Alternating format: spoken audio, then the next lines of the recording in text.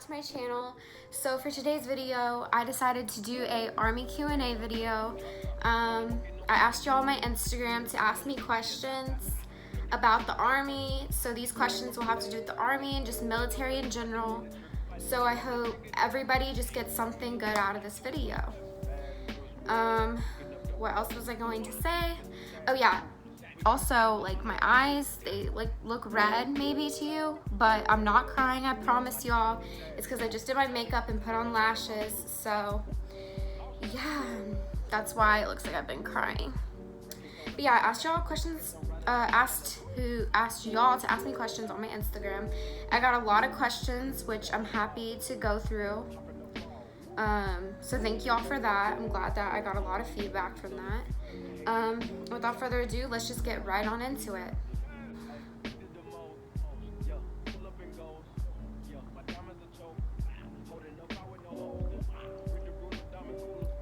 Okay, so the first question I got was the best part about being in the Army. I would have to say the best part about being in the Army, honestly, is just accomplishing your goals that your unit sets out for you.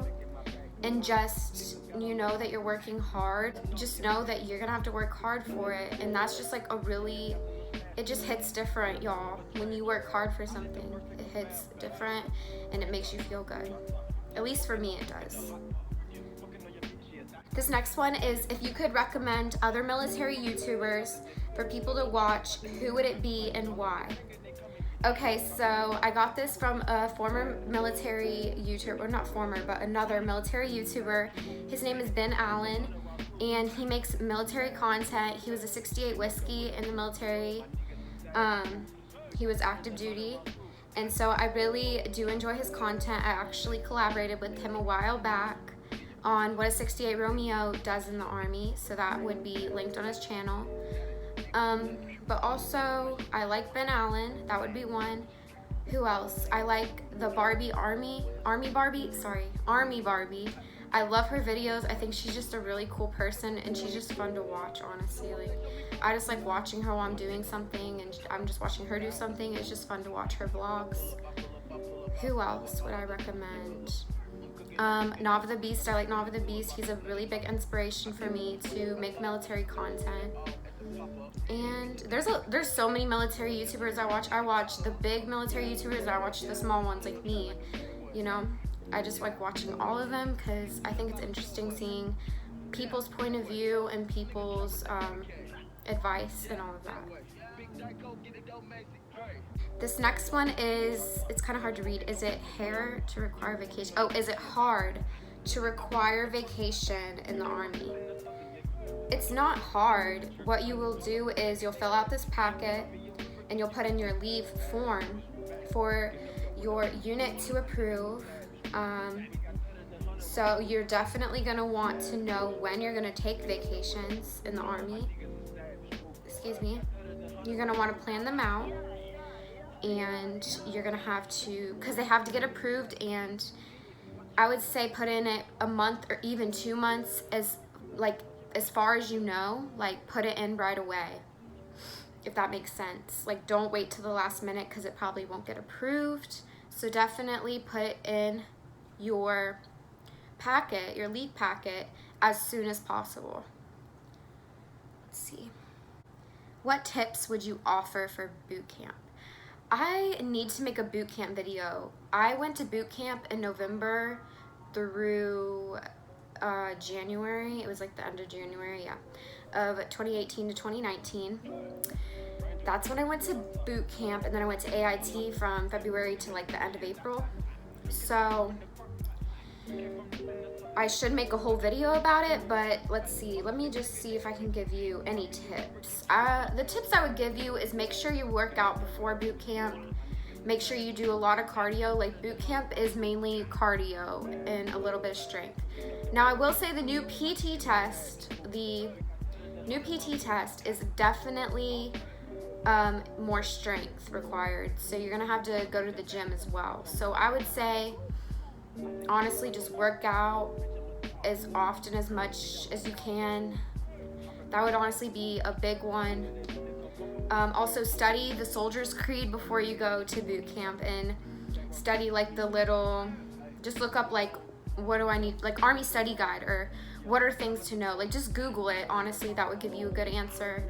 Learning if you know the Soldier's Creed and then you show up to boot camp and they ask what the Soldier's Creed is and you know it, you're already far above your peers. So recommend that, and also just recommend being ready. Just make sure you know this is what you want to do, because when you sign that contract, it's a contract you sign. Now the government practically, I don't want to say they own you, but they do own you. You don't have to look at it like that, but they do. So definitely make sure this is what you want to do, and once you have decided that, then believe in yourself, focus every day in boot camp and AIT, and you'll get through it, and you'll get to your first duty station, and it'll all be worth it. So that is my tip for boot camp. Again, I could make a whole nother video if y'all would like about my experience, or maybe other tips I would give y'all. So stay tuned for that. Is AIT difficult to pass? This will depend on your AIT, I think, because some AITs are definitely easier in some aspects than others. So let's say mine was a medical, for example. I thought mine, as long as you paid attention in class and did a little studying on your own, you were good to go, you're solid. But there is MOSs out there that are more physically demanding than others, and there's some that's more mentally challenging and demanding than others. So I would say pick the right MOS for you, what you want to do, and that will help you, guide you into how hard of an AIT you'll have, honestly. Honestly, if you're well-rounded in everything, then you'll be good to go, honestly. Can you get promoted while at basic training or AIT? Excuse me. Yes, you can get promoted. I didn't get promoted. I entered the Army as a fuzzy. I'm now a PFC. So you can get promoted, and a lot of people do get promoted. If you show outstanding character, outstanding abilities, or you're just far ahead of your peers in some aspect, like let's say the PT test, you get 300, nobody else does, you'll get promoted for sure. Or let's say you just know everything about the Army, you know all your Army values, everything, you'll get promoted most likely. Just if you stand out, you'll likely get promoted in AIT or basic training. What was the hardest part of basic training? I've been getting a lot of basic training questions, not about the actual Army, the big Army, but what was the hardest part of basic training? I would have to say the hardest part of basic training was honestly the structure for me. I was coming out of high school. I had, my parents were not easy on me, but they were easy on me, honestly. Like, I could do a lot of things that I couldn't do in the Army. Like, I could get away with a lot of things that drill sergeants won't let you get away with. So I would for sure say the hardest part was the structure, but once I had the structure, I still need to be a better person. It's honestly shaped me. I would say the structure is definitely more. The most part also, the rucking was hard for me. I did not run in the Army. I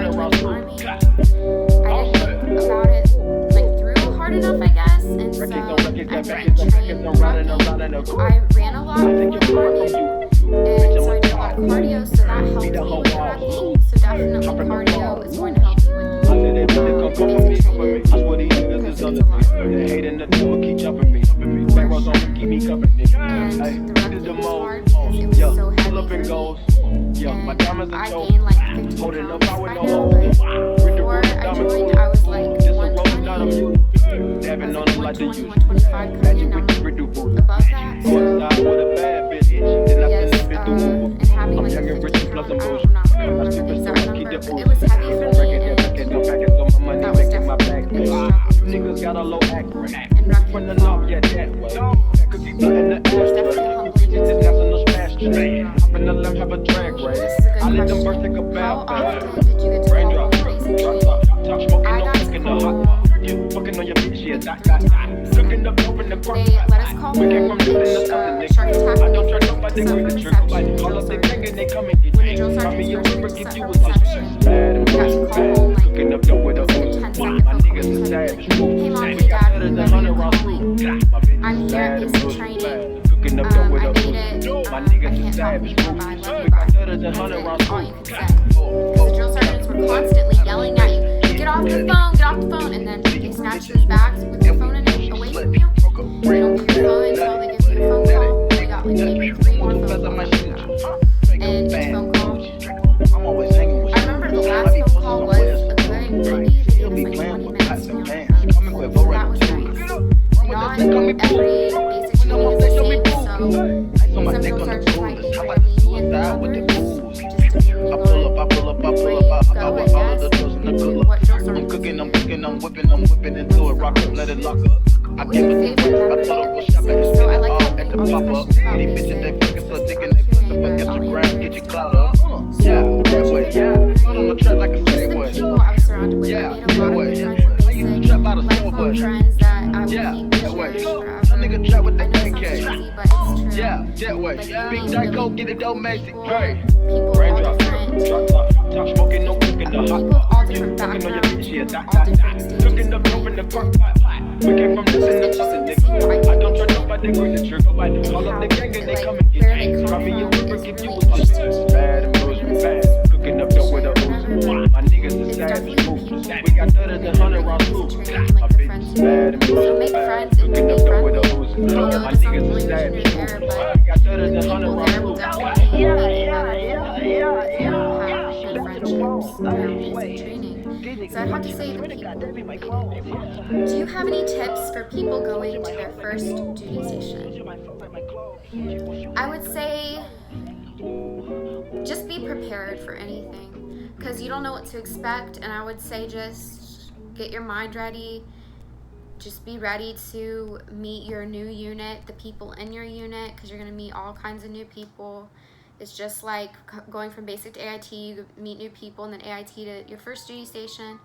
You know, you meet new people, you build new friendships, hopefully you make friends. And I would say also about buying a car, I want to give you all this one. Don't buy your car in like the city that you're in, because they know that people will come to them that are military, and they will try to trick you and make you buy something out of your budget, out of your price range. Don't do that. Go with a trusted friend, somebody maybe like a specialist. Let's say you come in as a fuzzy, or just somebody, even your NCO, like go with somebody older than you or that has been at the duty station longer than you, that can help you with the car buying process, because that will make such a big difference. Trust me, it will. So you don't go out there and spend all your paycheck, every paycheck on just your car payments and car insurance, because like that's not living. Honestly, you need to save your money while you're in the military. That's a smart thing, is to save your money. So don't spend every dime on your car. You know, get a nice one, but don't get one that's out of your price range. It's not worth it at all. What made you decide the Army? This is a funny question to me, because I was originally going to do the Air Force and just ended up going with the Army. No, I'm just kidding. The Air Force was not letting me choose. They were being kind of picky.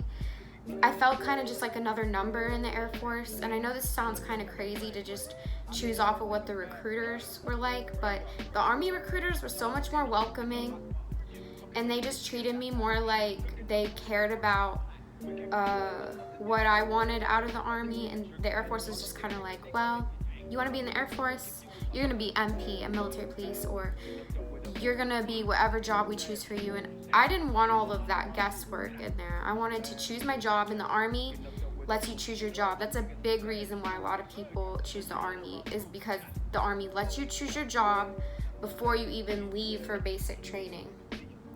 So that is the main reason.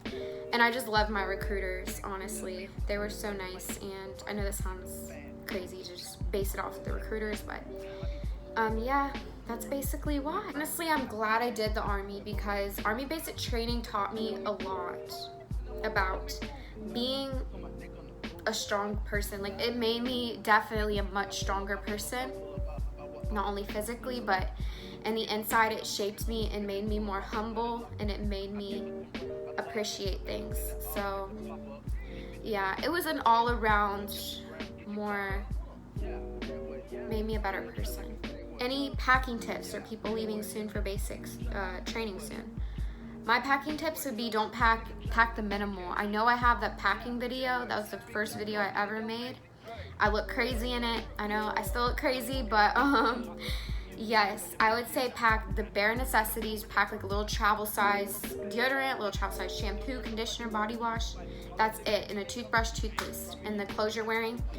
Wear tennis shoes. Wear sneakers. Don't wear, there's people that come into basic training and they're wearing like the most girliest shoes, or they're wearing Vans, and that's just not good for your feet, because you won't get, they issue a pair of sneakers when you get there and all of your other Army equipment, but that's not for a few days. So while you're in reception, you're gonna be, the first day or two, you're gonna be wearing those shoes, and you're gonna be walking a lot to the DFAC and back.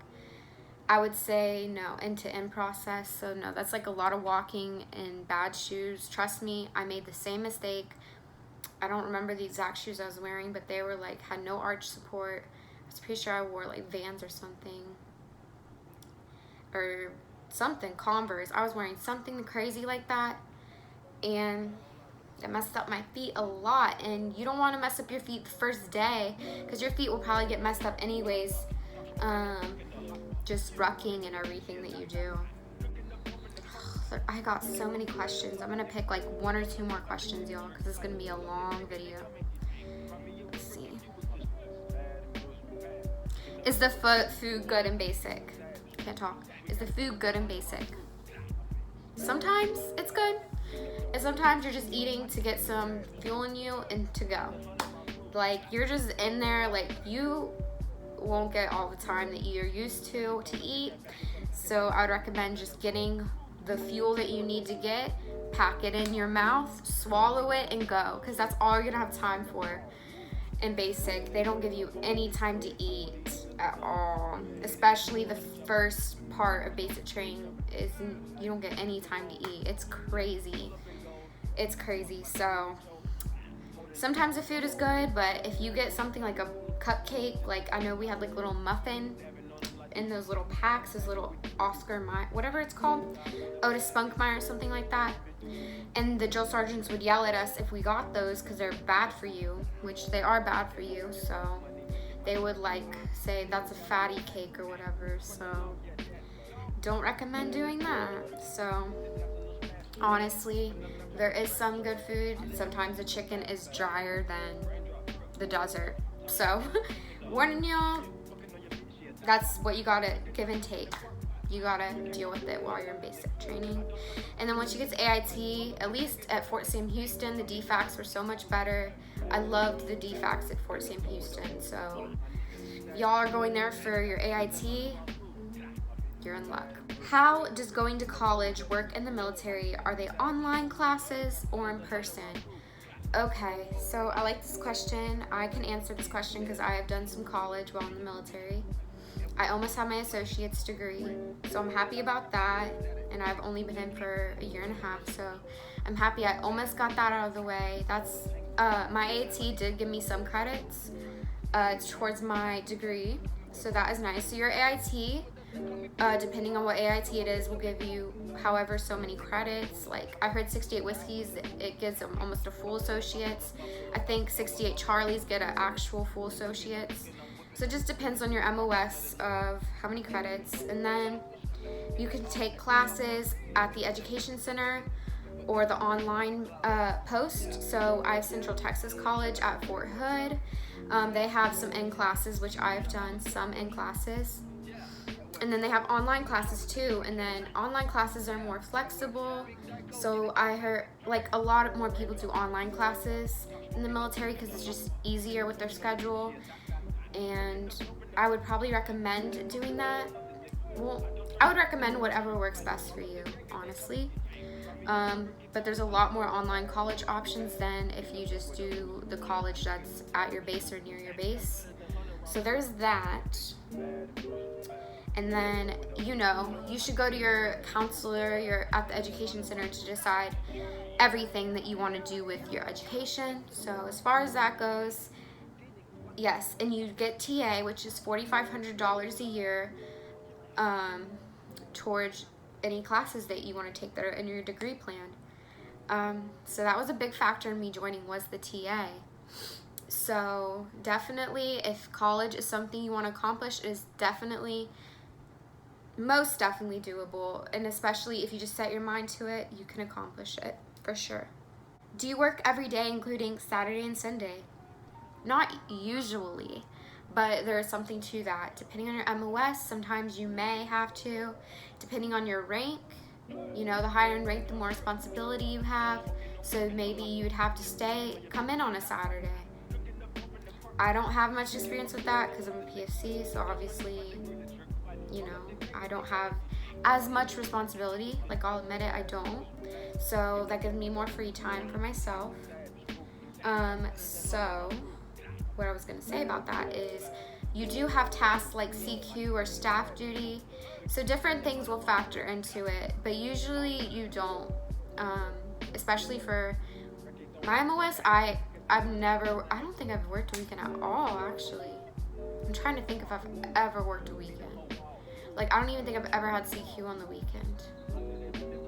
That's crazy, y'all. I think I've worked like one day on the weekend, but that's it. So, not usually. Usually, you work Monday through Friday, 9 to 5. That's most jobs in the military. So, depending on what you get. Also, ask your recruiter about that. Like, do you get much free time with this job? That may be a deciding factor for you. Because if you want to be able to do other things besides just work, then maybe you need to look for a job like mine or just a different job in general. So that is all of the questions I'm going to answer for this video. I hope this video was helpful in any way to any of y'all. I hope it wasn't too repetitive, or, you know, I hope you didn't enjoy it. I hope you did. That would be better. But anyways, yes, that is it for my Army Q&A for this video. Maybe I could do more questions in the future pertaining more to the Army instead of like basic training questions. So if you do have any questions or any comments, just leave them in the comments below. I'd be happy to answer more questions in the comments, because, you know, I answer to every comment that I've gotten. I've answered them. But besides that, y'all, yes, thank you for watching. Until next time, bye. Break down, nut it, put it, let it, nigga, touch you. Don't move too fast, I might shoot you. Break 'em bad.